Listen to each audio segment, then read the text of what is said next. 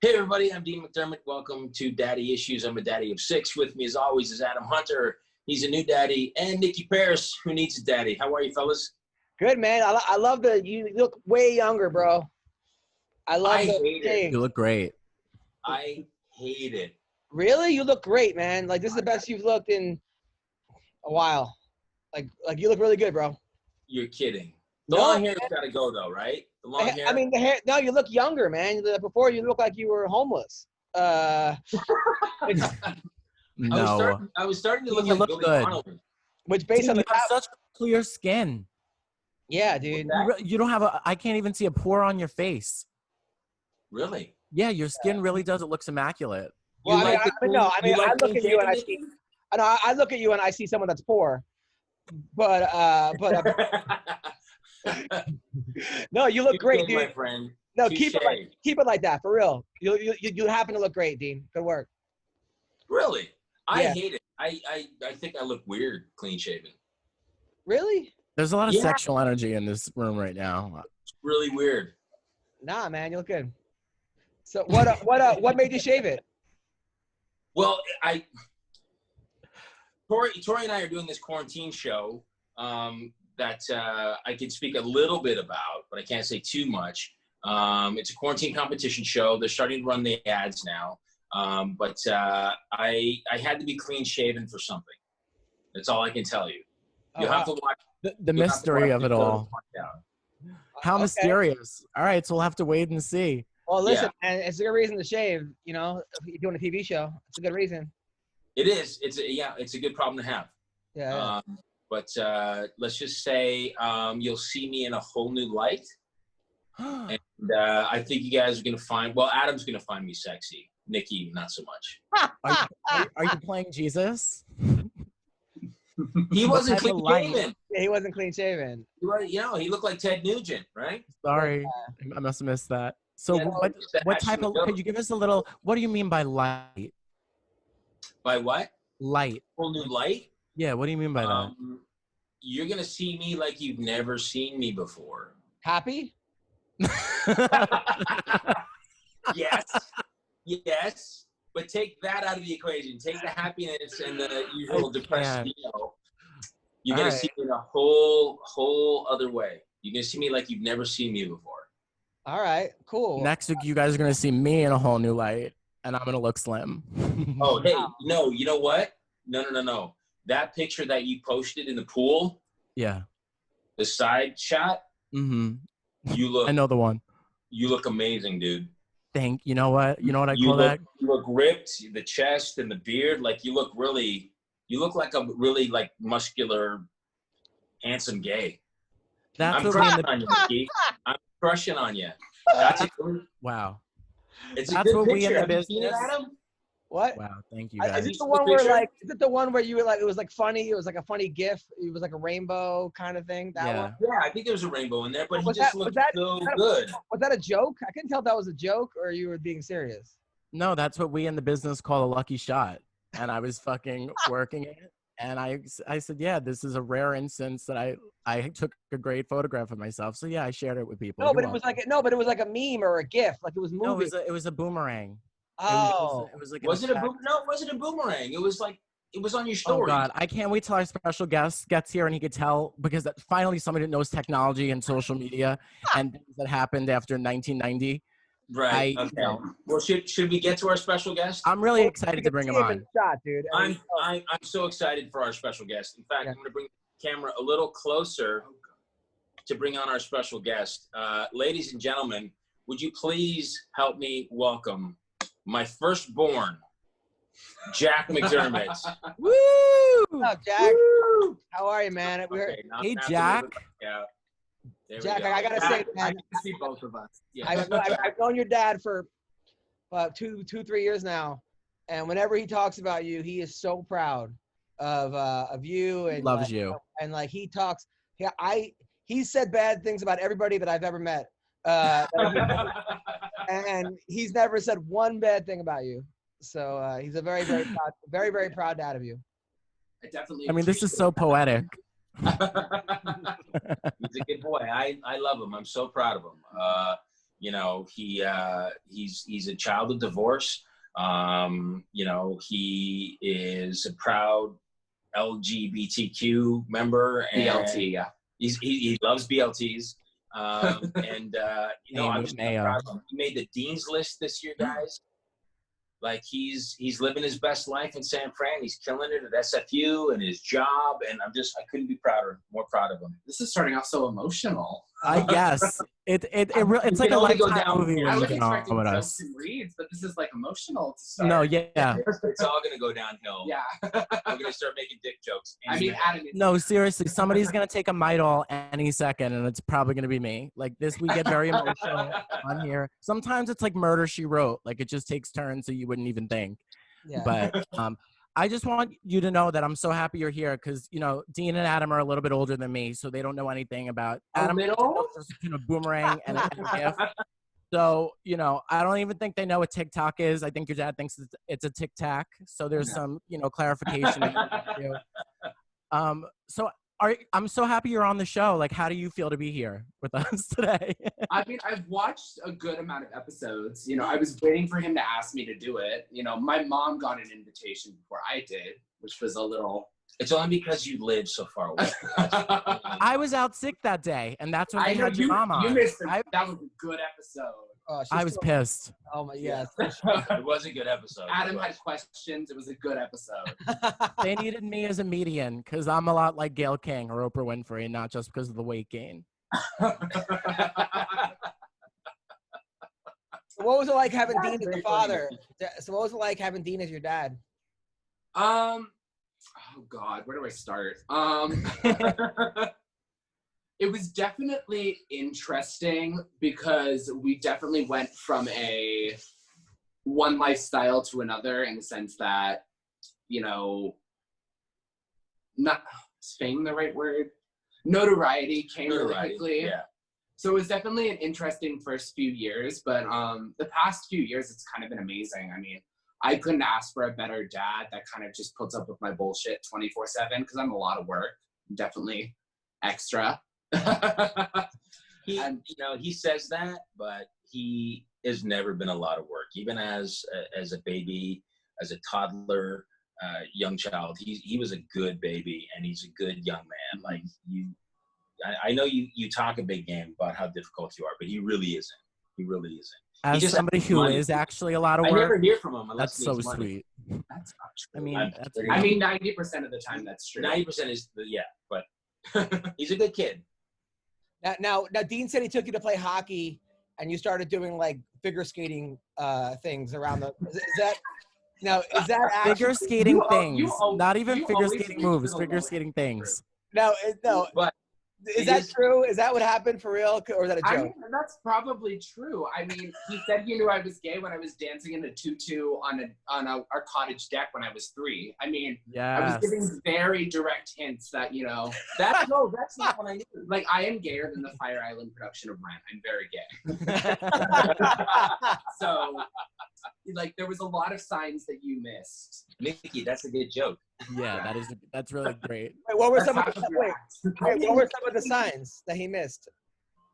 I don't remember. The sign saying I'm gay? Yeah, in a tutu. Like Adam said, when I took you to Ramsden Park. Remember Ramsden Park? No. Ramsden Park was just down the street from where we lived. You were about 3.5, and I put you in hockey stuff, and I took you out. It was an outdoor rink, and he didn't want to have anything to do with hockey. But on the other side of the hockey rink was a pleasure skating pad, right? So you just go and skate. That sounds controversial. Well, I guess I should have. That was you know, an indicator. It's like, Dad, I want to pleasure skate. Like, okay. But there was a young man, and like, this is in the dead of winter. You know, you needed, you know, dead of winter. Adam, you're from New York. You know, you need dead of winter to have an outdoor rink. Right. And there was a young man in tights and everything, like a full-on figure skater outfit. Johnny Weir. And very Johnny Weir. Very Johnny Weir. Maybe it could have been Johnny Weir. But Jack just gravitated towards this young man who was doing pirouettes and stuff. He had the figure skates going, and he was a really good skater. And Jack was like, I want to do that. Oh, yeah. And that's when I knew. But the dancing with the tutu. That was when you told me that. When I got it. Can I talk about that on camera? When I got a what? When I got a Oh, you can talk about Oh, okay, cool. So, you want on the show. the way, I mean, this might be a little off topic, but the way that he found out about me being gay, besides the obvious hints, was okay. You love his favorite cartoon was the Powerpuff Girls when he was a toddler. Which one? Wait, which Powerpuff Girl? Blossom, because I feel like I'm Yes. dominant when I need to be, and I'm submissive when I need to be. If that's too much information, I'm sorry. It's fine. I'm printing. We're We're not going to remember any of this. How you doing? It's okay, so is your dad. All right, go on. That's right. So Powerpuff. You interrupted me. Continue, son. I'm so sorry. I had this boyfriend, and we went to City Walk, which is a popular like a tourist attraction in Bumfuck Valley. Universal City. Yeah. Universal Studios. So I was with my boyfriend and some friends, and they were stealing from stores all night. And me being the oblivious. Yeah, oblivious, unbeknownst to Well, Jack, let me finish the they story. were stealing. Right. So unbeknownst to me, they were stealing. So we all got fake arrested by the cops there. No, you didn't get fake arrested. You got arrested. You know what? You can't be fake arrested and you can't be a little bit pregnant, son. You got arrested. We've all made questionable choices. I don't judge you. You don't judge me. Okay, right. There's no judgment here. So I had to call, the police called him to pick me up, and my boyfriend's parents hadn't showed up yet. And so we're in the elevator, and I'm like, can we wait for so-and-so? I want to make sure he gets out safe. And then my dad was like, why do we have to wait for him? And I was like, well, because he's my boyfriend. And what was really sweet is my dad took a minute, he took a deep breath, and he was like, I respect you for telling me that and sharing that, and I'm very proud of you. And then, like, another breath, but this isn't getting you out of your fucking punishment. You're going to be grounded. Wow. I don't Good give for a you, shit. Dean. Good for you. Know, that says a lot about you, Dean. Good for you, because a lot of parents would not know how to deal with that. You were like, yeah, don't let being gay get you out of stealing things from City Walk. So it was as fair as he can be. You know, I'm accepting of who you are, but fuck, you're staying in your room till fucking 2025. You're That's a saying, new t-shirt I'm coming out with, by the way. did he say go back in the If you're closet? gay, you can't get out of your punishment. It's a good one. Yeah. Did he make you go back in the closet until you were ready to come out? No, that's what I admire about this young man is once he told me it was on. Like he just embraced it and he just came out. He was active in the LGBTQ community. He's an advocate. Like he really was. He was like, this is who I am and I'm putting it out there whether you like it or not. So that made me very. You had no idea before he told you? Oh, I did. Oh, absolutely. It was very At the ice skating rink. That was the thing is like he told me and I cried, he cried and I hugged him and I said, by the way, I've known since you were 3. And he was like, really? And I was like, yeah, dude. I mean, that off. Yeah. You used to make movies with the Littlest Pet Shop stories. Like, and your favorite cartoon was Powerpuff. You just know, as a parent, you know. Yeah.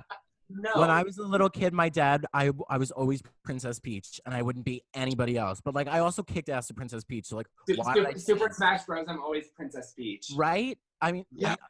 Well, When also, I'm feeling Jack, a like, little dominant, I'm usually the Bowser. umbrella brings her back onto the course. If you're a strategic player, Yeah, she's a great choice. it's kind of iconic. Now, Princess Peach, I forgot about that. Oh my God, we played that for hours. Princess He Peach always was my Princess bitch. Also, I was She Lady was. Gaga when I was 13, which should have been. Oh yeah, that's I had a shake and go wig on and a $10 denim jacket. That should. Yeah, no, he was a good Lady Is that Gaga. your favorite pop star? Is it Lady Gaga? Oh, we're getting into deep topics real quick. Yeah, I'm my- curious. My favorite pop star is Britney Lobotomy Spears. Same. I love her. Most gays, is it sensitive to say my age?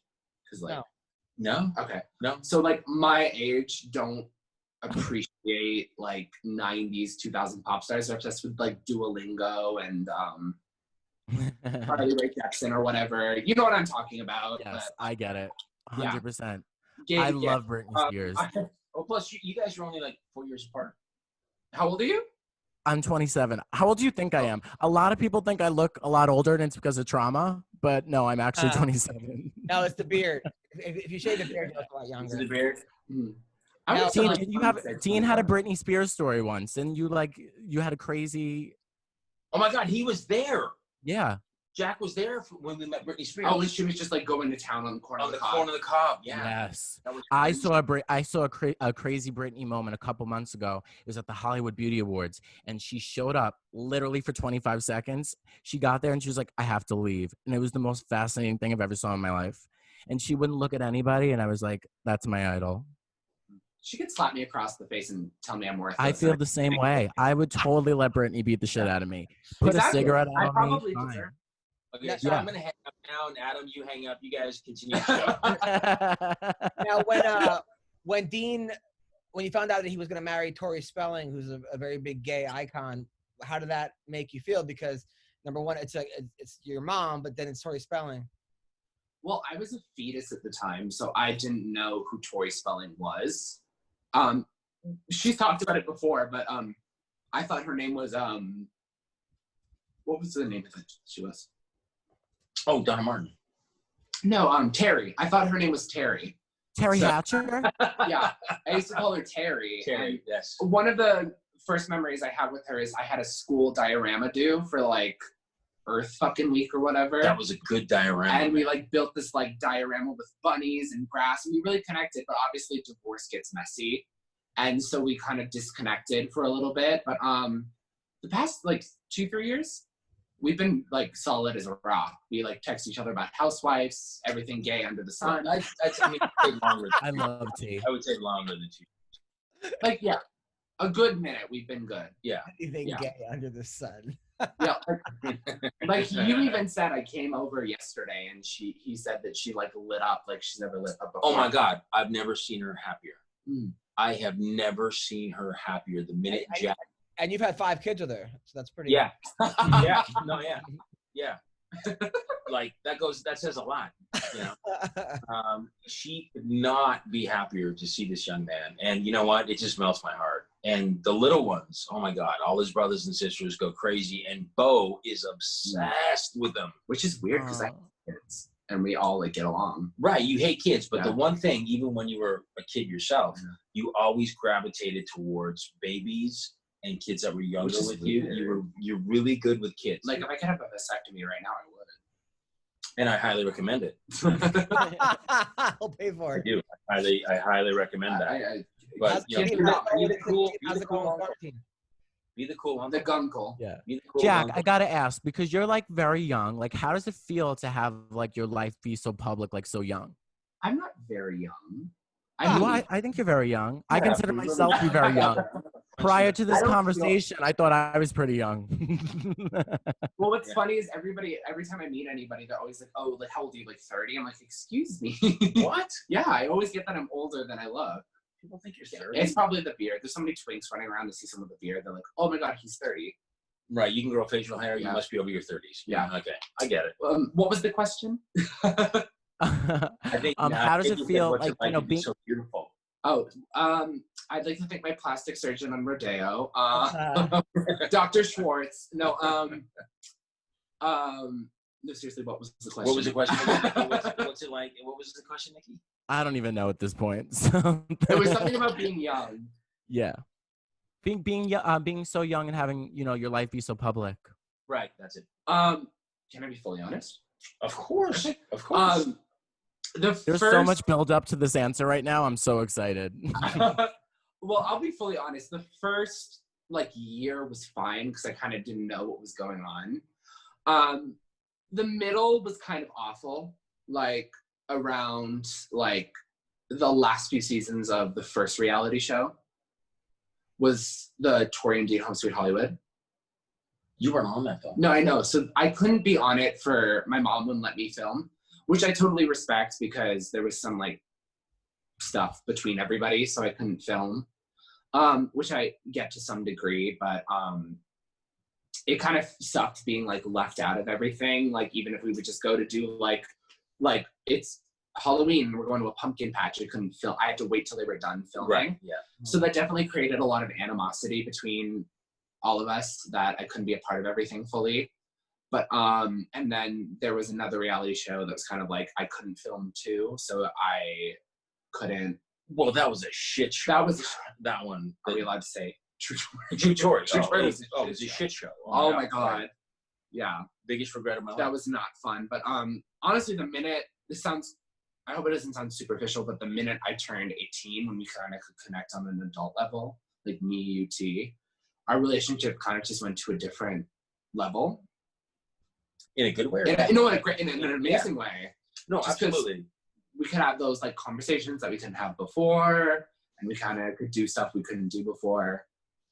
Yeah, it was a different bond. And just to clarify, like we had Jack, we threw him a birthday party on True Story, wasn't it? Yeah. I don't want to remember it. I had braces and I had a Justin Bieber comb over. I don't like to remember it. But the thing is, you know, unfortunately, you know, you don't get final edit over a lot of stuff that you do. Yeah. And this was one of those situations, and the producers turned it into something salacious when it shouldn't have been. They made me look like an asshole, kind of. Yeah, they made him look like an ungrateful, spoiled brat. And that was not the intention at all. That was not the intention. They like edited me, but I invited too many people. They went for the low-hanging fruit. And I was like having a fit, and there was like a phone call I called you that was in private allegedly, but it was like being taped. Yeah, no, that was, I mean, that was a shit show. And I mean, you know, one, for starters, we've talked about this before on the show, you know, trying to solve your, you know, marital problems in the town square is not a good idea. But you know, our intention is to throw that party for Jack. We're good. We're very positive. And then, you know, when the producers get in there, you know, reality TV is very salacious, so they went for the low-hanging fruit and wanted to make it really dramatic and made something up that wasn't there. Yeah. So, right here and now. I mean, that has to be so frustrating. Like, that sounds like very frustrating to me. Like that, I feel like I would find that very scoring because I feel like my life is not a control. It was. I mean, it set our relationship back, you know. A little bit. But also, like, the tabloids have said so much false shit. There was a picture me and Tori posted, like, when I was, like, 3 years ago. We were at dinner at an Italian restaurant, and I was, like, just, like, giving her a kiss on the cheek, and she kind of put her hand behind my head. Like, oh, totally innocent. And there was all these articles about how me and Tori were sleeping together, and like we like had a like remember that? Right, or how inappropriate it was for stepmother. There was like some weird affair going on. And picture. It was like, but that's the tabloids. You tell me you were gay? I was gay at the time too. Yeah, but you know, maybe Tori turned him. Yeah, yeah. I'm very happy. Or Tori was his beard. Don't get me wrong. I mean, I've watched some stepmom porn during the quarantine. And no, I'm kidding. Anyway, so I'm joking. I actually hate stepmom. You might say I'm never gonna lie. Adam's like that was a thing 10 years ago. I'm over it now. That's the big thing now, stepmom. I don't understand. Like it used to be like fetish was like a fetish. Like now a fetish. No, I know, but like I don't know if you've seen Pornhub, but it's inundated with, you know, stepmom or stepdad. I banged my stepdad. I banged. You have to go to like categories, like the fetish categories are like not family members. That's like the fetish category. Like I don't want to see like, stepsister. No, but you don't even have to go to the fetish category. It pops up on the. It's the mainstream. It's so it's so rampant. I use X videos, and you have to go through to get to the gay site because you open X videos and it's the straight, and then you have to go to the subcategories. Are we really doing this right now? I'm scrolling through, and there's literally a category that says "fucked up family." Have you ever seen? It's Dean crying. Click on the link. In the fetal position in a gangbang. That sounds fun. It's just you like this, and all the kids going, "Daddy, help with my homework." And going, no. I'm so fucked. How's it going, by the way, with the quarantine, Dean? How you holding up? You know what? It's getting better because the new house we moved into, we have amazing neighbors. And the kids, they have kids and they all get along. So they're running back and forth between houses. They're riding bikes together. So they're getting out of the house. So it's nice to see them interacting with other kids their ages because they haven't for so long because they've been in lockdown. And then see them getting out of the house. And it's great. It's like, they're like, you know, 20 yards away, like right here. So it's gotten a lot better. Yeah. Is your neighbor P. Diddy? Confirm or deny? What's that? Is your neighbor P. Diddy? Confirm or deny? Deny. Gail No, Kim. it's not P. Diddy. We don't have anybody famous. That's a lie. As neighbors, but our last place, we lived down the street from Drake. Dun. From who? From Drake. Yeah, no, Drake. my mom's mother came and staying with us for the past week. And oh my God, is it like a relief? I can actually get some stuff done. I almost feel guilty because I'm not watching the kid all day. Like I'm actually dude, that's awesome. Yeah. You seem in really good spirits, by the way. Because I gotta actually like write jokes and like post stuff and like, you know, not have to be. I mean, I love my daughter more than anything, but it's just having to you need a break. Constantly worry that she's gonna like fall in a pool or something is like is the worst. Right. You know, I can't picture you have to do it times 5. Oh, it's a nightmare. I mean, luckily all 4 kids, they're really good. They're really strong swimmers. But you know, I worry about Bo. I didn't mean an actual pool. I meant like doing something like you know, swallowing a knife or something, you know, or just something that, you know, like something crazy. Because like you have toys everywhere. When I came to your house, there were toys. Oh my God, yeah. No, it's a nightmare. But you know what though? Because Bo has older siblings, he has 4 older siblings. It's not just 1; it's 4. He has 5. Well, but he has 5, but you're in San Francisco all the time. But still, I could be there in an emergency. You could, but I'm talking about on the day to day. Yeah. So on the day to day, you know, because he's exposed to 4 older siblings all the time, he really, you know, he's never gotten into, you know, the cabinet under the sink. You know, he's not getting into the stuff that you would normally have, you know, a child get into. How do you deal with making sure that every kid gets the same amount of attention? I don't give a shit. I just don't. I mean, it's like, listen, I'm trying the best I can. If you're breathing, that's all that matters. Yeah. No, come on, you care. You got to make sure the kids are all. Really? You don't like? Come on. I know that's funny, but like, you don't go. Oh, this kid's being neglected for a little bit. I have to make sure that they're getting the same. I'm not trying to set you up, Dean. I'm actually curious as to how you. No. You know what? It works itself out. Like I haven't really consciously gone, oh geez, I really need to spend time with this one. It all works itself out in one way or another. Like I don't feel I haven't spent enough time. The only guy I haven't spent enough time with is him, and that's a geographical problem, right? Because he's in San Fran. Yeah. You know, but the other ones, no, I don't think anybody is lacking. Yeah. But just to get back to just talking about, you know, falling in the pool, our 17-year-old dog, Arthur, Jesus. 4 days ago now, Tori let him out to go pee at 11 o'clock at night. And then she had to do something and she's like, oh, I really got to do this. She had a cameo. She does these cameo things. And it was expiring. He's like, oh, this is going to expire in 5 minutes, so I'm going to rush and do this. He ended up falling in the pool. And, you know, I was upstairs and I just hear these blood-curdling screams. Oh, my God, help me, help me. I run downstairs. Wait, the dog was saying, help me? No, it was Tori. It was Tori. Tori. Okay. So I go down and Tori's like up to here in the pool and she managed to flip Arthur up onto the side and he was dead. No, he died. No, I started chest compressions on him. I gave him mouth to mouth. I grabbed his snout or I started giving him mouth to mouth and then I picked him up and all this water came out of his lungs and I brought him back. Oh my God. Brought him back. He was dead, man. And we took him to the Access veterinarian in Woodland Hills here. And they were like, yeah, he's in critical condition. I know he's breathing, but you know, he needs to express that liquid that's in his lungs, or we're gonna have to put him on a ventilator, which would cost $12,000, which I think is fucking horrible. The prices that veterinarians charge for stuff like a dog on a $12,000 ventilator, but he's a trooper. He's a tough old fart. He expressed all that water on his own. He came back home the next night and he's awesome, but he was dead. He was I dead. can't believe that you brought him back to life. Like, there's going to be so many moms from Staten Island who identify as a dog that are going to drown in your pool just so you could pump their lungs back to life. That does not sound Just for the mouth to mouth with Dean McDermott. I mean, have you? Was Corey looking at you like, why don't you kiss me like that while you were giving him? Yeah, we were caught up in the moment. We didn't. Yeah, no, she didn't go there.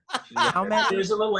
I know there's some animosity. She did sideways stairs. Like that's amazing. Arthur, you're a hero. You're a hero, bro. Look at Where's you. my chest compressions? Oh, I'm gonna fall. Boys. Wow. Wow. Have you guys sold this to Animal Planet, where you go around rescuing dogs?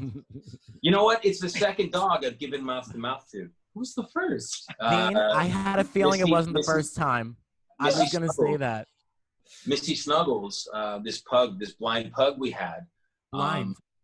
Somebody left the patio door open and she wandered off and she fell in the pool. And unfortunately, she passed. I couldn't bring her back. Fuck. Oh my Missy God. Snuggles, she Maybe passed. you got a gate to the pool. Like it's Well, that's the thing. I mean, this new place that we've rented, they've got a third of the gate, the pool fence. I don't know where the other stuff went. So I was in the midst of having, a pool fence person come out to fill in the blanks when this happened. And that's usually what it happens when you're like, oh my God, I was just talking to the pool fence person to come out to put in a pool fence, and then you have Now, did Tori screaming and everything, was that on the person's cameo? I don't know. Low hanging fruit. I don't That would be know. a great moment. I have to ask her about that. Because that would be a great cameo. Like, hey, happy birthday. Fuck! And just have her. God. Having you give mouth to mouth. I mean, that's worth at least $20 or whatever. At least. That's what I charge, $20, and I've gotten 5 cameos in 3 years. You're on Cameo? I just can't believe that you. No, I am on Cameo. I love the reaction. You're on Cameo? Yeah. I'm on Cameo, and I never once advertised it. What happened was they get you because they're like, hey, all these people want you to get cameos. You're like, I'll sign up, and nobody actually does, except for I got one from my wife saying, I'll come home and pay more attention to you. I'm like, that. God bless her. God bless her. So anyway, I just can't believe. I mean, I have to tell you, Dean, I'm sorry, I'm not over it. Like, I feel like I love my dog, but I feel like if the moment came down to it, like, I'm not sure that I could put my mouth on its mouth and bring it back to life. So, like, that's just such bravery that I don't have. Is it a female dog? It's a boy dog, but any dog. I just feel like I skeeve dogs' mouths. Like, I hate when you. I feel like you put your mouth in worse places. I haven't, actually. Yeah, Nicky, you men's ass. Like, come on. I don't, actually. I've never done that. But I just feel like I don't. You're that gay. I knew you were. Yes. This mouth makes a lot of money, so I'm not. Wait, he's so gay. He's so gay that he won't eat ass. Is that's the next level of gay? Did you just say? Yeah. I mean, it's a thing. I'm more on the prudish side, so like I don't do that. Yes. Wow, we're getting some exclusives here on Daddy Issues. I mean, well, because it's like a thing in the gay community. Bottoms usually don't eat ass. That's just in general. My grandma listens to the show. And so does yours. No, but... Your grandma's gotten her ass eaten before. Come on. Yeah. Italian grandpa? Come on, give me a break. You're telling me about That's right. That's how you make the marriage work. Marinara. A little marinara on the ass. It's fantastic. Oh my God. So it's Father's Day. How are you guys gonna again? Get some dad's house probably. I'm thrilled. Jack is in town, and usually we see him for about maybe 4 to 6 hours. And when you're in town, people want to see you, right? And he slept over last night. He's sleeping over tonight, and then he's coming back for Father's Day on Sunday. So I've got him for 3 days, and I am thrilled. I'm so happy. That's the best Father's Day present, just having him here. Well, it's hard because when I usually come to visit, you guys live so far from everything. No shade. Yeah, no, I get it. Like when I want to go out or see friends, it's like a 40 minute Uber ride. So No, I get it. it's hard to like link up. Plus, you have Also, you Encino is have a lot of friends. Encino is God's waiting room. Like nothing goes on in the valley. That you know. Dun, dun, dun. Dun, dun, dun. Yeah. I mean, I get it. No, the valley for a young man is. I mean, what Nicky? You live on the other side of the hill. Like, how would you fare in the valley? I'm not Armenian, so probably not well. There you go.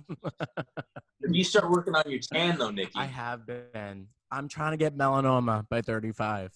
No, honestly, I've been getting the sun. I've been in the pool. And Dean, I started cooking. Did you? What have you been cooking? Oh, I've been making black bean burger wraps. Jack, I have a spending problem big time, and I order every meal out. I have high blood pressure. I can't cook either. I Uber eat all the time. And Jack, I like lobster. I love not paying for lobster, but that's not an option yet.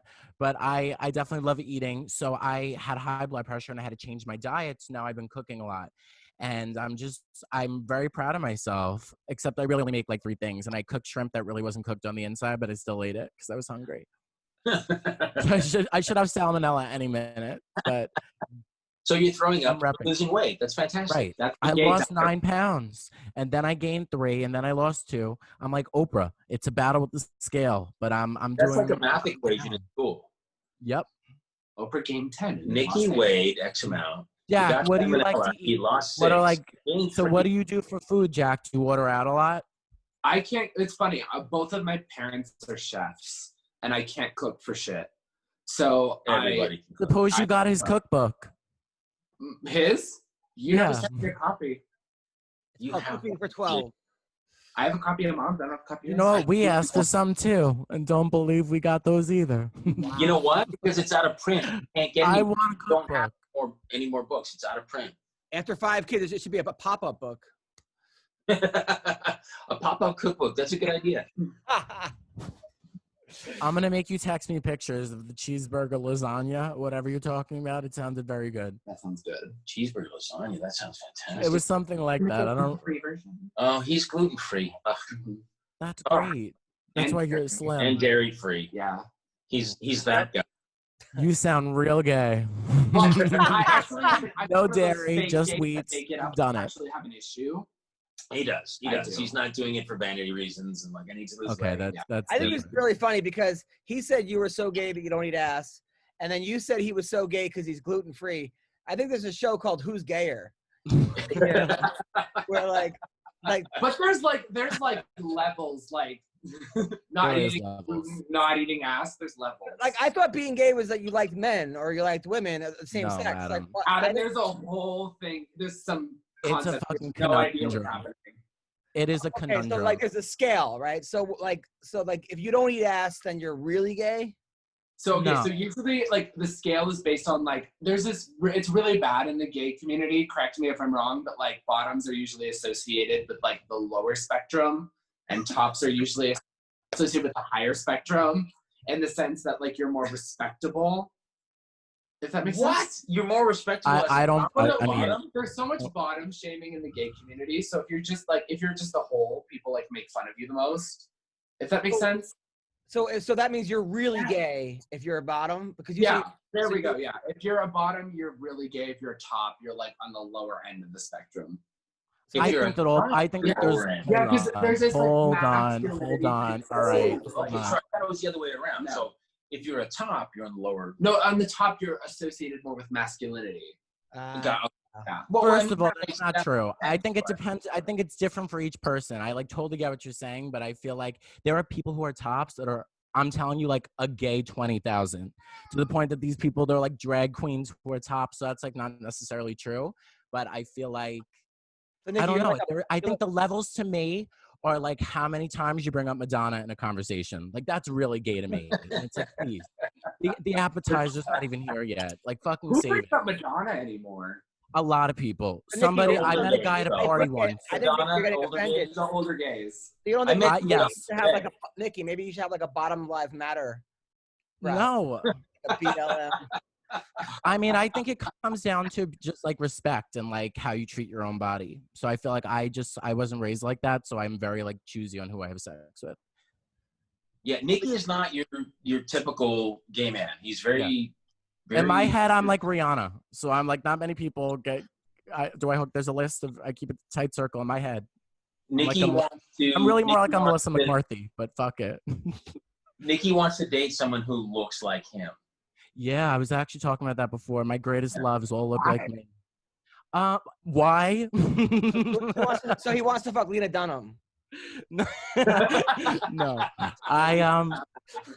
That's not true. I would say that I like dark eyes and dark hair. That's like what I go for, typically. How about you? Me or him? No, you. Yeah, we'll get to you.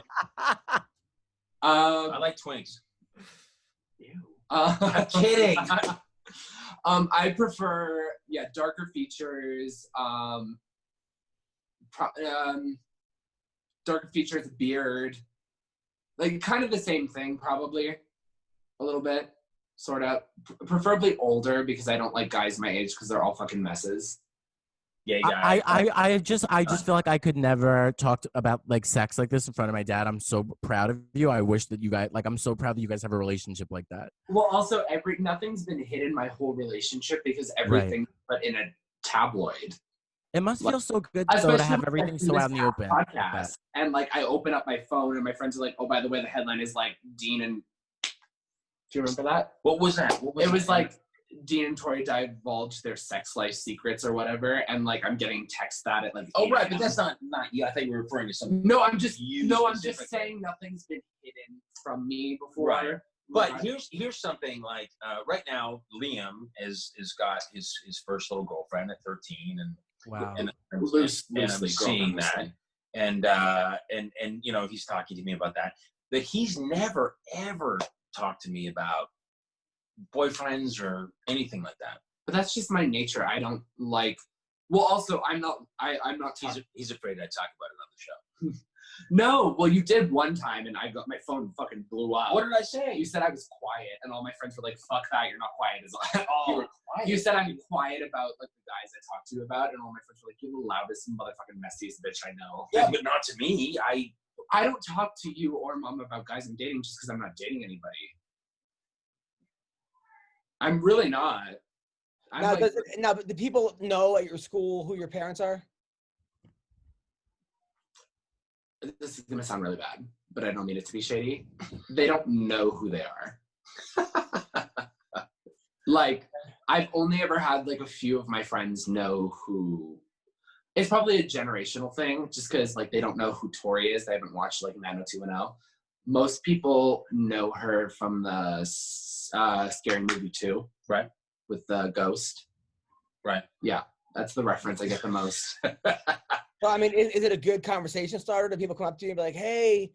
I mean, I go up to some guy and be like, "Hey, my stepmom's Tori Spelling, suck my dick later." I don't do that, but like you should.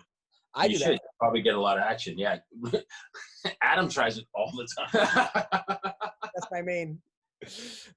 Yeah, crazy. Well, that's good, man. Well, you seem very happy, well adjusted. Seem nice. Surprisingly, he's such a good kid. You guys look so much alike. I was talking about you, Dean. This kid's a mess.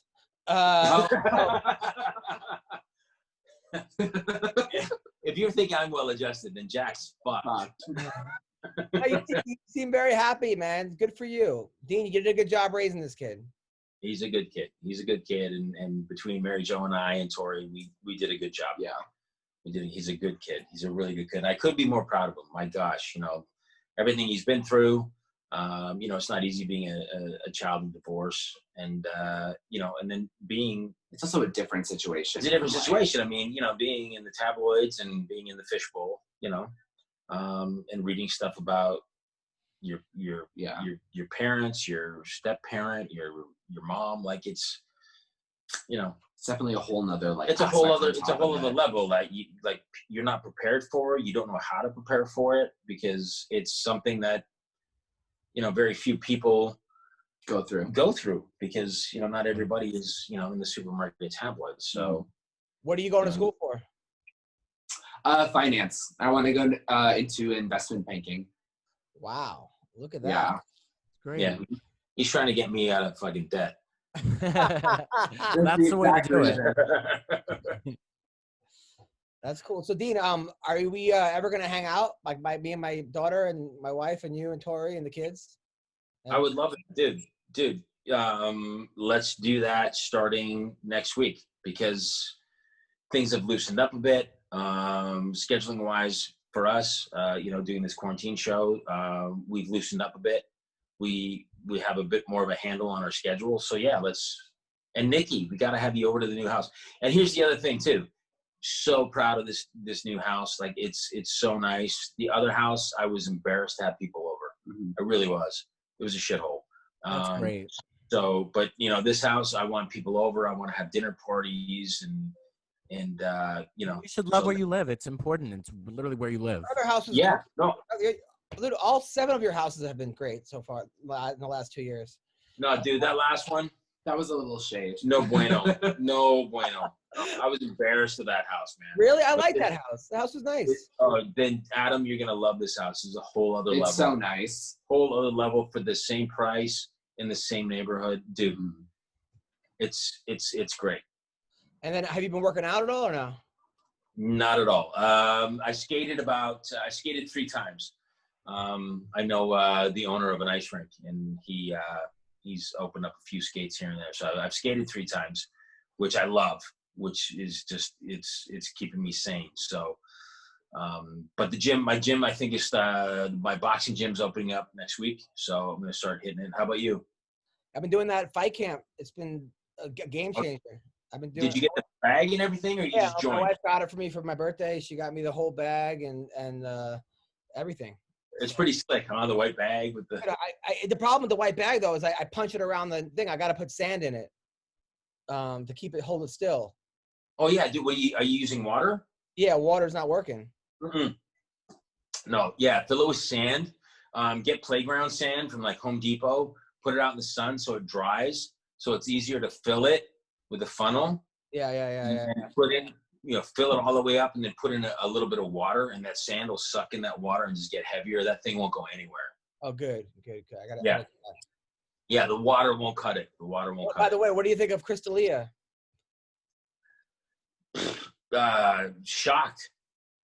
I mean, I don't know the comedy world as well as you, so I was shocked, I had always heard from people that he was like terrible with women as far as like, he would have sex with them and then kick him out or just be like, call him an Uber before he nutted. I mean, he would just basically just not be a nice guy with girls, but that's not a crime. It's being a dick. It's not cool.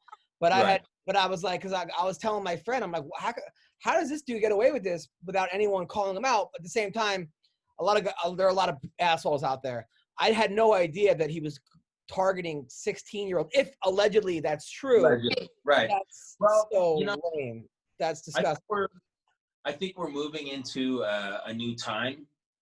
I think it's a very exciting time where we're not going to put up with that shit anymore. Like it's like, guys, you know what? You know what? Party time's over. Like you have a daughter, right? I mean, your daughter's 11, 12. If your daughter was 15 years old and Crystalia comes in and goes, "Hey, what are you doing later?" What would you do? You'd murder the guy. I'd hunt him down and fucking choke him out. Yeah. Yeah. So, but I think we're moving into a different time now. It's a very exciting time, with everything that's going on. Black Lives Matters, like the streets are talking. The streets are talking. And it's time for big change. It was time for big change when the Weinstein thing went down. This reeks of it, and it's not gonna, people are not gonna put up with it anymore. Yeah, but I think there's a lot more. I think there's a lot more. I know that, like, I wouldn't be surprised, which I think is a good thing too, that if more of it comes out. Like, first of all, that Epstein list never got exposed, which I think is complete bullshit. God no, absolutely. I mean, a lot of people know a lot of stuff. Like, how we all know why. We all know why the Epstein list got. Why? So it'll never get out. So they could destroy it. I know why he got murdered, but I'm saying, but how is people know? The players involved, the alleged players involved, they're heavy hitters. And money talks and bullshit walks. Yeah, but like, so what? I mean, so you got two pockets, but this is a step towards taking that down. Yeah. Like, it's like an inner club. It is like, Hollywood is, like, Yeah, the kind of money you can make in Hollywood. You know the kind of money you can make in Hollywood, and you know what you can get away with in Hollywood when you have power and money. And now I think that's starting to come down. People aren't putting up with it. They're not putting up with it anymore. It's going to come to a crashing halt slowly. But the thing about it, though, is that it's not even people, though. It's not people. It's 16-year-old girls were the ones who exposed Crystalia. Like, they got more balls than these other people. Like, 16-year-old girls are the ones showing the screenshots. Like, they're the ones who are like, this is bullshit. It seemed like everybody else. Well, that's because of social media. What? That's the amazing thing about it, too. That's the amazing thing about it is, before, when I was 16, if I had an issue with something, I had no idea what to do. I didn't know my ass from my elbow. I didn't know what to do. But now these young women, these young kids, they're like, no, this is not right.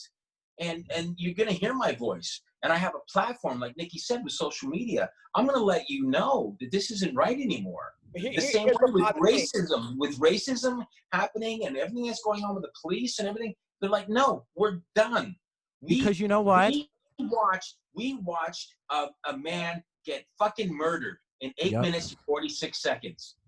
We watched a man get murdered. And now we're like, enough.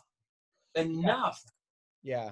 No, you're absolutely with social media now. I'm sorry. With social media now, I just feel like it gives a voice to people that like wouldn't have been able to been amplified before. But like, here's what bothers me. What I told Nicky is to as a comedian, there were a lot of female comics when that Me Too thing came out. Hello. Yep. You guys hear me? We're here. We froze a little bit. We can hear you. What bothers me is that they're not speaking out against Crystalia, some of them, because they know him. They're friends with him. They're scared of him.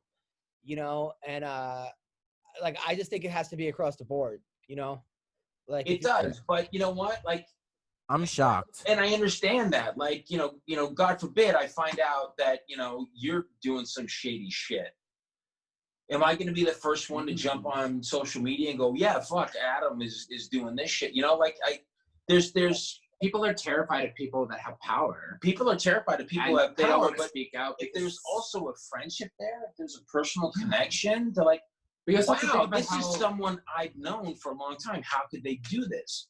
Yeah. So you really want some hard evidence. No, you're right. I get that. I mean, there was pretty hard evidence when there was 20 people holding up screenshots of him saying, "Let me cuddle with you," and these girls are 15. But people are terrified to speak up because people are consistently put down and their accounts of abuse aren't taken seriously. Yeah. People writing jokes about it. People were like, I wrote like 10 jokes about it. People were like, how many people still don't believe that Trump has abused the women that have came forward about them being abused by him, and people are still questioning if it's true or not, when there's been multiple people with evidence that have come forward and said that he has harassed me in the past, but nobody's taking it seriously. And people are scared to come forward because they are consistently put down and their opinions aren't valued. And I think the most shocking thing, for the most part, people, people's reactions to people coming forth, whether it's like you said, Trump or Crystalia, they're like, oh, these people are full of shit. They just want something. So it's very difficult for people to come out against it. But you know what? Just constant criticism. Yeah, I mean, they're the first ones who are called liars and full of shit, are the victims. Which, guilty until innocent until proven guilty. I get that, but at some point when you have such overwhelming, evidence of something gone wrong, and people are still like, well, you're full of shit. You're an ambulance chaser. You want money. You want something from someone who's got more than you do. Then I think the biggest shock of all the screenshots is that he has a Rocket Mail email address. I was like, that's somebody who's not well. What's Rocket Mail? Rocket Mail. I had no idea. Like, I feel it's like an off yes, brand. Sketchy. Really? I was having a field day with it because I was having a field day with it. I was like, listen, I don't want to throw the guy underneath the ice cream truck, or I have to get. You had like 6 great jokes. I'm like, I have to get his version of what happened at the prom, and then who knew that you was a documentary. Like, I just was like, and people were like, aren't you worried about what the backlash? I'm like, bro, I'm a comedian. I have to write jokes. This shit is going on. Like what Well, you're gonna one person wrote, aren't comedians supposed to have each other's backs? And you're like, no, comedians are supposed to write jokes. right. We're supposed to write jokes. And number one, and I'm not putting down his comedy because I respect him as a comic. But you do shit like this, and of course I'm gonna fucking come at you because first of all, you're trying to fuck 16-year-olds, and there's a lot of jokes to be made there. Inexcusable. There's a lot of number one is excusable. Two, how can I not make a joke about it? It reminded me of people going like of those cops that turned the other way when the guy had his fucking whatever knee on the guy's head, and they're like, "Oh, we're all cops." I'm like, no, dude. Like, when bad behavior is bad behavior, and my job is to make jokes about it. So it's just like it's just crazy. It's crazy. But I mean, it was disappointing. And it'd be curious to see. I mean, there's rumors kicking around about other guys that I'm not going to say names, but it's about just one kind of sad. It is sad. It's sad for the 15-year-old girls, 16-year-old girls. That's who it sucks because it's like, what the fuck? You're 15 years old and your favorite comics like send me nudes. Like, what are you doing? Right. Well, you know what really upset me was I read an article about a particular girl who was a fan and was getting into the business until an encounter happened, and then she was like, I'm out. And she was like, there's not a day that goes by that I don't miss doing comedy now because of that. Yeah. It's like, oh shit, like that fucked up your dream. Look, nobody's perfect. Everyone fucks up, but as a comic, it's our job to call out the bullshit that's going on and also to make jokes about it. And that's my job, is to make jokes about it.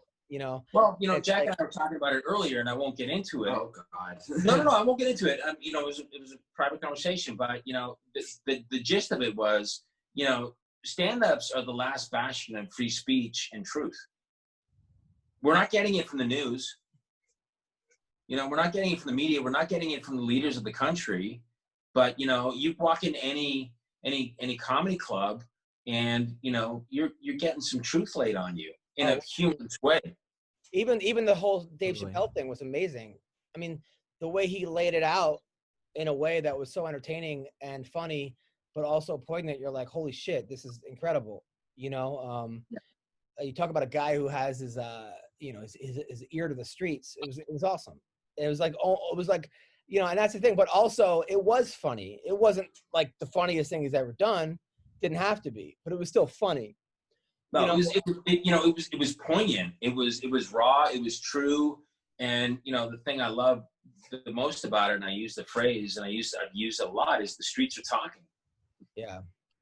They don't need people. They don't need celebrities to chime in. They don't need that. Let the streets do the talking. At the same time, defunding the police is a bad idea. I don't care what anybody says. We have to have cops. We need more cops. We don't need to have cops. Yes, we do. Yeah, first of all. No, we don't. Maybe not in Canada. We don't. I disagree. So what happens if we don't have police? We self-police?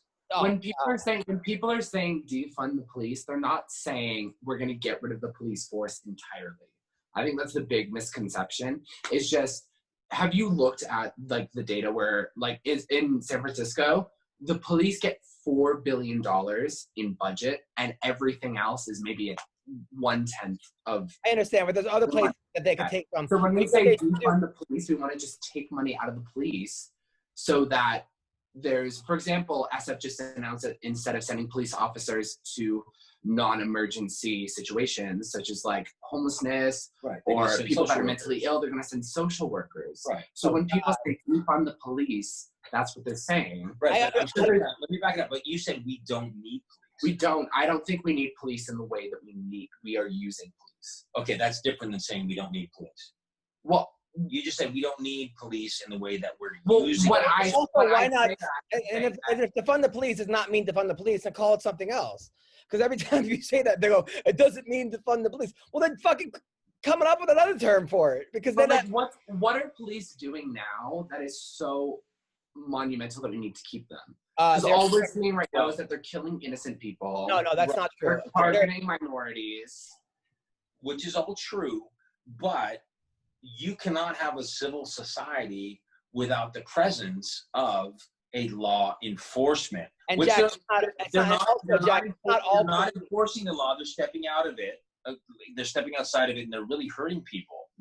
But you cannot have a civilized society without law enforcement. You need a governing force. No, Jack, it's not all police targeting minorities, and it's not all police being assholes. It's a very, very small number. And at the same time, even if it's a small number, there's police that are condoning the behavior of the officers that are abusing their power. And that's a big even problem. The people that are silent are just saying, okay, I'm seeing my coworkers abusing their power, taking advantage of people. I'm not going to do anything. And even if a police officer was to say, I'm seeing people that I work with killing people, abusing them, targeting people of color, targeting trans men and women, even if they spoke up to their supervisor, nobody would do anything. Some of them are. Some of them are. So that's an internal problem, because I've heard a lot of stories about police officers who didn't agree with their partner and they spoke up to supervisors. They lost their jobs.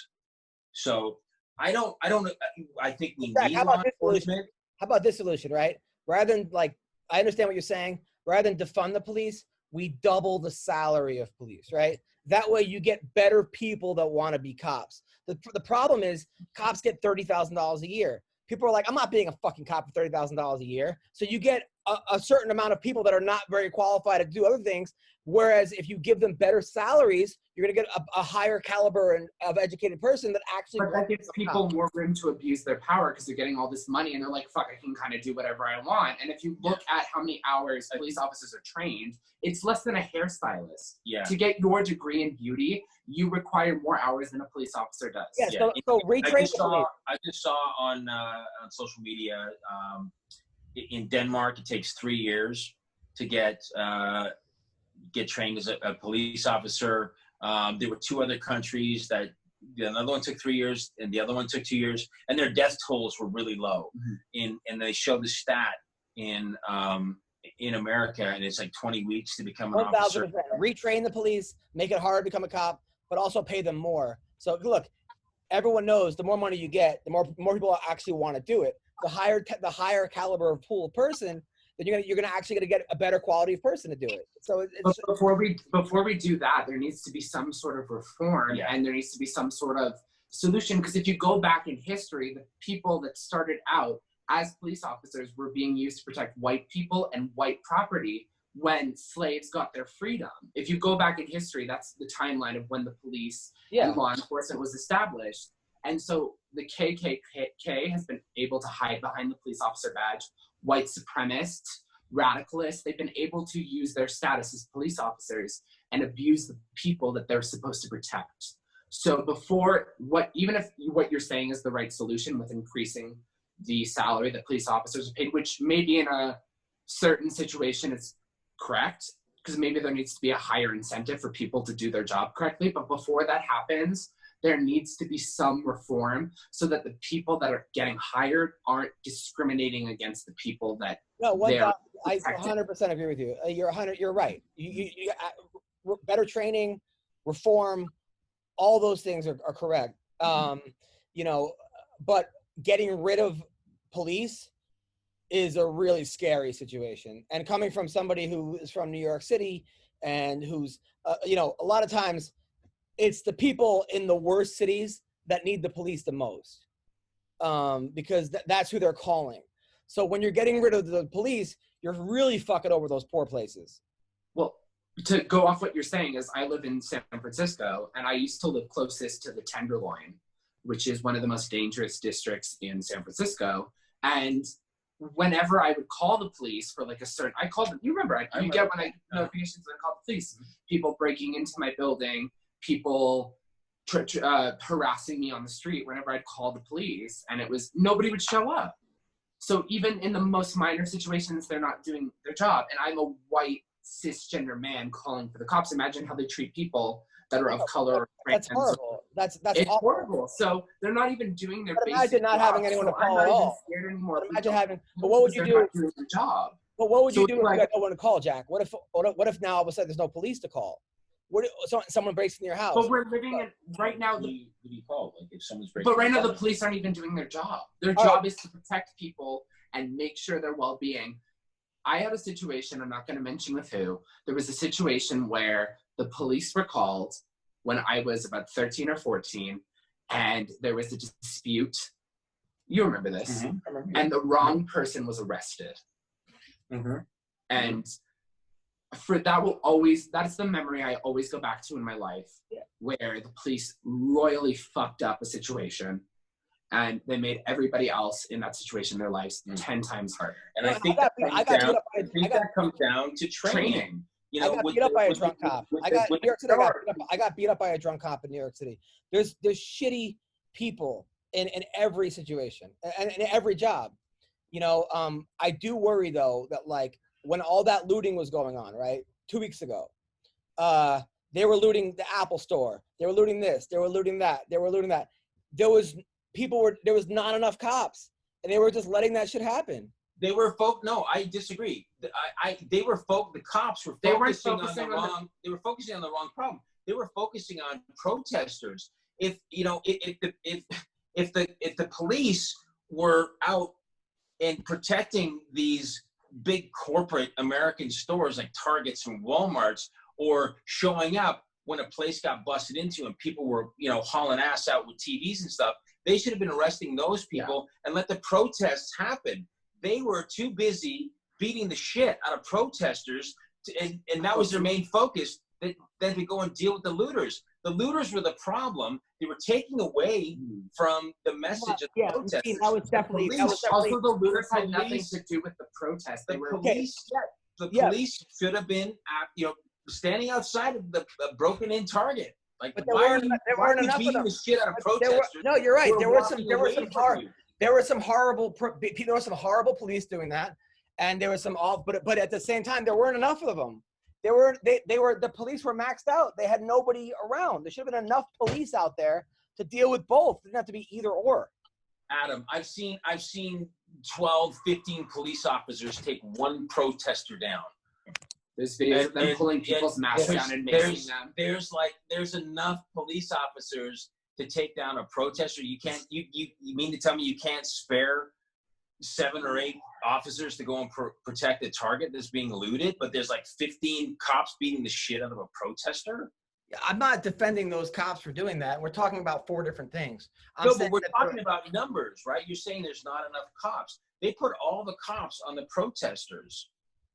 Yeah, the police are agitating the protesters. He has a point in the sense that there aren't enough police that are properly trained. Absolutely, I'm not arguing. There's police that are going to these riots and just pepper spraying people and rubber bullets. Meanwhile, there was a MAGA rally where people were losing their shit about not getting their hair cut, and the police were like, "Oh, I'm not going to harass you, whatever." It was all bad. It was all bad. I mean, it was all bad. I mean, look, the main people that are blamed. To me, obviously the main guy, the guy from Minnesota, the racist cops, but also the people lighting fires, the people shooting the cops in Minnesota, the people that were burning down, Wendy's, all bad. Everything was bad. But who are the people that built that Wendy's? Who are the people that built America?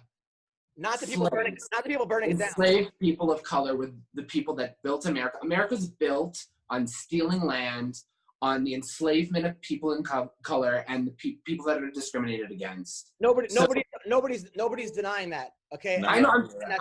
I'm just saying, if people want to burn shit down, that's not going to be the thing that infuriates me the most. The thing that's going to infuriate me the most is that Gianna Floyd does not have a father anymore. That's what's infuriated. I'm infuriated by all of it. Okay, it doesn't have to be either or. It's all bad. People are like, it's all annoying and bad and terrible. But what I'm also saying is that, burning down Targets, shooting random cops, shooting random people is not making anything better. And it's also a lot of the people that were looting the Apple stores were like white kids pulling up. Exactly. They were white kids taking advantage of the situation, per usual. Couldn't we have talked about this in the first hour? I mean, it's like seriously, like I'm ready to have breakfast. Like Nicky, I thank you. Still alive. 4 hours. No, Mickey, literally. you're still I here. was not. I am so hungry. I was not mentally prepared for this conversation. Hence why How I did just you sat get here. down this road is my I know. question. We were I talking mean, about it started with What the Katie Couric is going on? That's the beauty of daddy issues. I know we were talking about I blame bottoms and, like, the Crystalia. gay spectrum and all Crystalia that. tried to fuck a 15-year-old, and now people are burning shit down. See, it's all fucking Crystalia's fault for trying to fuck. And in the next hour, allegedly. we're going to talk about. Allegedly. Oh my god. Allegedly. I love it. Allegedly. Well, I mean, it's important we have these conversations, though, Absolutely, especially man. amongst white people, because it's It our is. problem to fix. 90 minutes in is usually a really sweet spot, I feel like, to start the really controversial topics. No, you know what? I think this is a great episode because, you know, Yeah, a lot of people think, you know, who gives a shit what white people think?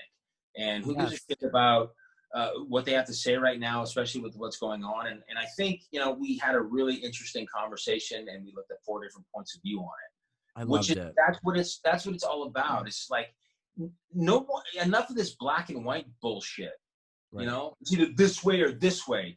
No, you know what? If it was either this way or this way, you'd still be living in a fucking log cabin with a fucking, you know, using with a Confederate flag, but using like a candle to see things. Like we've evolved. We've built things. The Industrial Revolution. Like we've moved forward, and that's because of great minds coming together and figuring shit out and how to move forward and make life better And not for only all that, human beings. not only that, we can't always. People assume that all black people think one way and white people think another way. Well, I know a lot of black conservatives, black Republicans.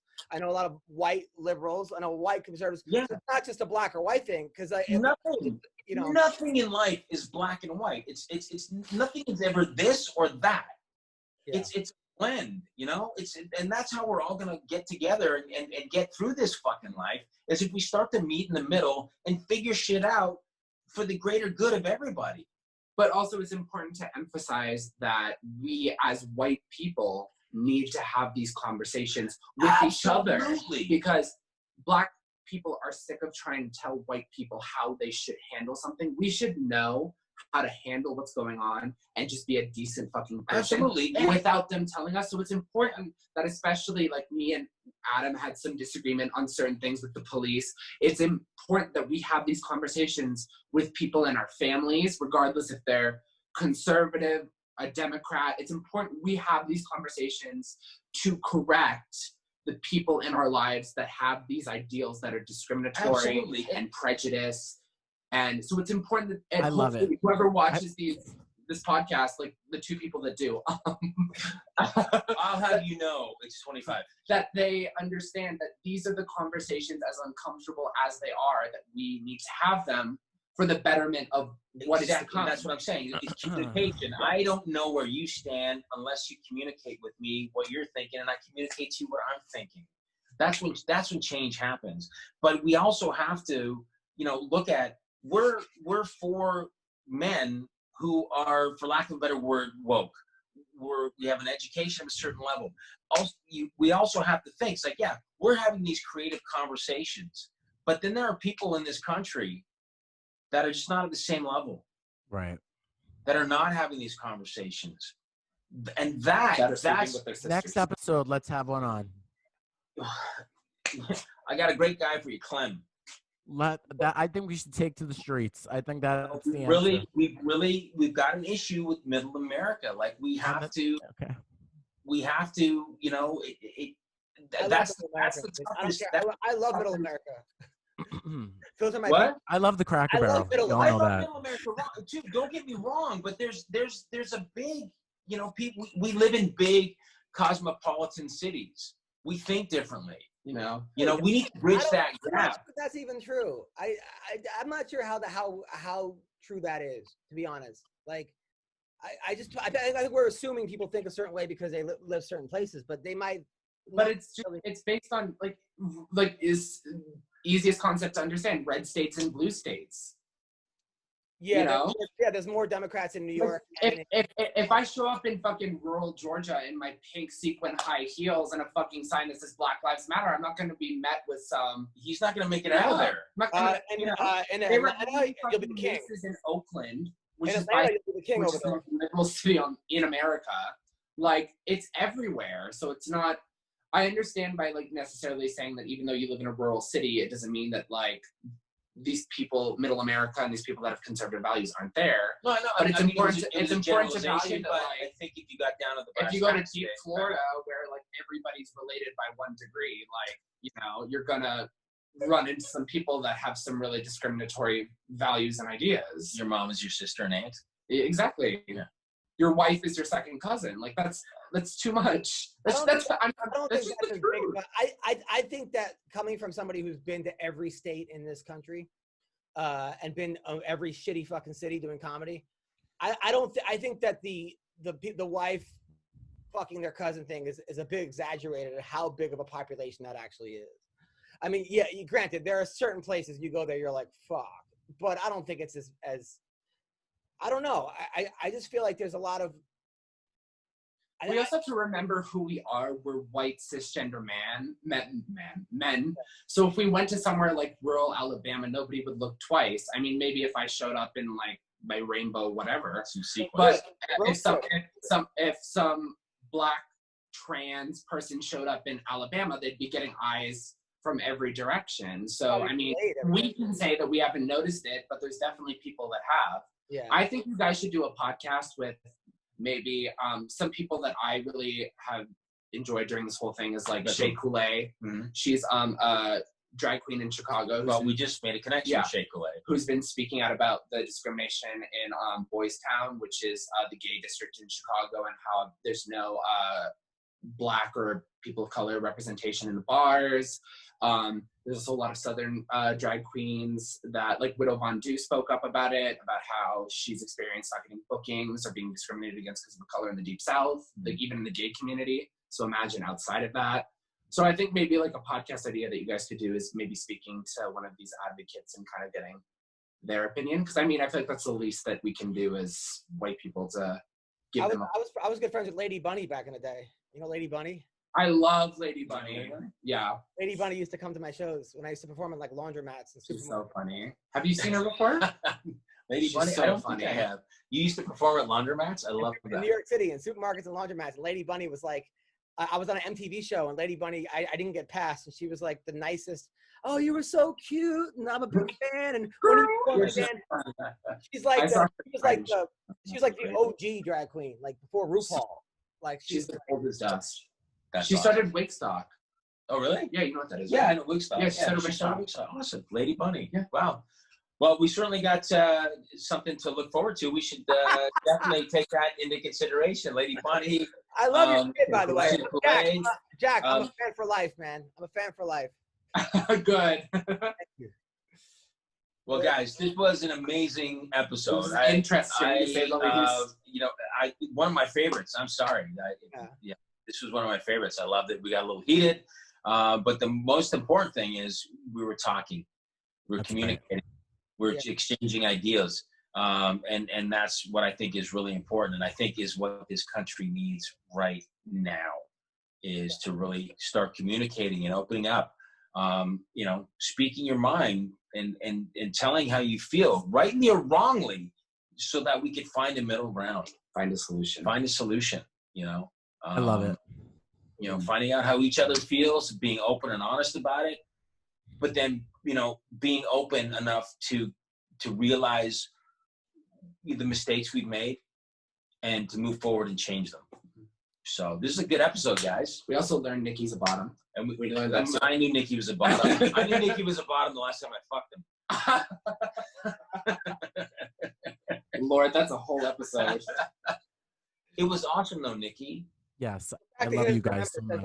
It was awesome for me. I don't know about you, but I love you. I love you guys. Love you guys. This was so much fun. And Jack, it was so nice to meet you. Next week we're talking about abortion. So yes. Yeah. Are you available? Yeah. We have to go to the Abbey when quarantine is over. I would love that. I'm actually there right now. Four of us. I mean, if you. I love the Abbey. Can you guys stay out past 9 p.m.? Well, I have a rough morning. Or does the Beneva and Metamucil kick in? You're getting roasted. I gotta be home by 11 because that's when the Metamucil kicks in, and I don't want to shit my pants at the Abbey. That's embarrassing.